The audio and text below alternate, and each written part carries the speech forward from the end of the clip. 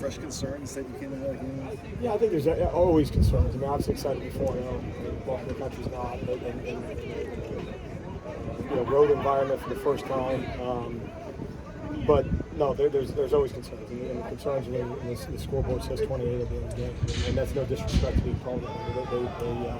They are trying to win every week, and then I thought saw a lot of stuff, as you go through and handle a lot. But I'll say this, most specific to this past weekend, but maybe as a general assessment, is I kind of likened it to a picture where you got strikeouts, you don't have many walks, you don't have many runners on base, but your ERA, and you look up at the end of the game, they still got 4 for the runs. You say, well, how can it be that the strikeout count? They didn't walk anybody, we didn't have a bunch of big innings, but again, the run total at the end of the game. And I don't mean that to deflect. I mean that to really put a spotlight on the fact that the chief goal is to keep points off the board. And so, several examples, certainly where we didn't. I was disappointed, majorly disappointed in the final touchdown game in the fourth quarter. We got to learn as many plays as we made in the fourth, which is a welcome change from some other weeks around here. To have one at the end like that, 4th and 7 was really a disappointment. But no, there's always concern, but they're weekly concerns. I mean, that play we made, and we made a lot of them. We got to go make it again. We did the ones we did, we got to find a way to make it. Seems like Keon's snap count has declined, pretty consistently throughout the year. What are you seeing as far as the defensive line rotation that he's not I think factoring specific to everybody is as you get, some guys have a production, and they earn the right to, again, use another, baseball now. You guys get hits, he's going to keep getting at the front of the order type of thing. But by no means, I don't think it's an indictment against, to your question in terms of Keon himself.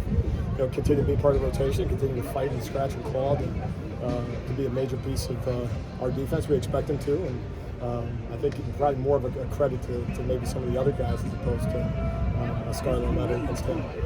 What's tricky out about Colorado's offense, and maybe specifically what Shadur has been able to do so far? Yeah, just really impressive, and the film, the film speaks for itself. And I'm sure they're frustrated with some opportunities this past weekend, but in totality, which is what, as you go through cutups and everything else, all you think to see is an explosive offense and a quarterback and somewhere in the vicinity of 80% completion percentage, which obviously raises eyebrows. The ability to extend plays and still throw the ball downfield is obviously alarming as you watch it, and some skill guys to get that ball to. And so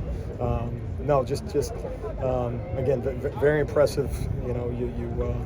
You so badly want to say they're not good at X, not good at Y, and then that's just not been the case as you go through the video. So very impressive at the quarterback position, but he's got some weapons to get the ball to. You have a logjam at linebacker. What's the conversation with Ray John and Shane, and how'd you feel Mason? Yeah, I think it's similar. It's an ongoing, and then in best case scenario, you have that at every position, and we haven't been in that situation in our year and a half here. At every spot, but I mean that happens to be one where you're constantly evaluating. Obviously, the game film is the chief evaluation tool, and then the game week preparation prior to and then after, and so that's a constant as you evaluate. I know we've talked about we kind of make a decision at the end of the week in terms of rotations, and then sometimes it depends how the game's going in terms of how guys are playing and a number of different things. But that conversation is ongoing, and then it's also a reminder to the guys maybe have gotten those reps this past Saturday. Don't assume you're going to get them this next Saturday. So no, I mean guys that we think that as things go on again as early as this weekend can still have a major role for us. Tackling has been a problem at times, even going back to last year. Do you change your message at all when it is kind of another issue that creeps up again, or is it kind of the same message that it was even last year? Yeah, I think it's a skill in football that you constantly work on. I mean, the message is to make it, which is obviously just kind of like making a shot in basketball. You tell them to put it in the hoop, and they got to do it. But there's also obviously some key fundamentals attached to it. Are you pressing hips? Are you attempting a wrap when you get there? Your feet go dead. And the video, the nice thing is the video shows all that stuff. The problem is you don't get redos. And so the big thing is those are very specific plays. They're not generic issues. And then you got to make sure as a coach and as a player, then you're very specific. You didn't make that tackle, that you didn't miss tackles, you missed that tackle. Now, obviously, they can turn, that's twice. That's two different plays and two different instances, and so often it's two different issues. And so there's not just a magic bullet on that. Percentage-wise, again, I would say the needle's pointed in the positive direction, but that doesn't get it done in those moments. You got to trust your technique, trust your fundamentals, put pads on people. I think it was 2 weeks ago we were really excited about how physical we played, and so which is a great point that it's always a one-week evaluation, it's a one-play evaluation, series, drive, half, and ultimately game. So no, it's constantly working on that. What was the mid-game adjustment like to some of the more creative play calling on the other side versus Arizona State, and how do you guys feel like you handled it? Well, in some ways, I mean, you could probably evaluate just the same way I did. Where you sit there, some of the wildcat, that they did. A wildcat punt is a new one, and then a wildcat punt fake, and obviously onside kick. But that's also what you got to expect.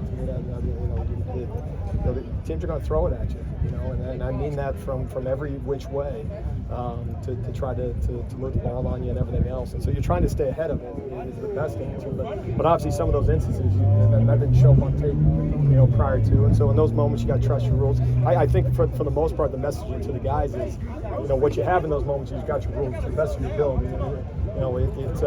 Trust what you know, let it rip, play fast, play physical, and by and large you're going to end up on the right side of it. And sometimes you got to foul the ball off. I mean, it's not one you're going to get out of the park. You just, a foul ball means they don't score, right? And so a couple instances where we obviously got to be better than. So, but no, that's ongoing, and give them credit for coming up with some stuff that fits. All right.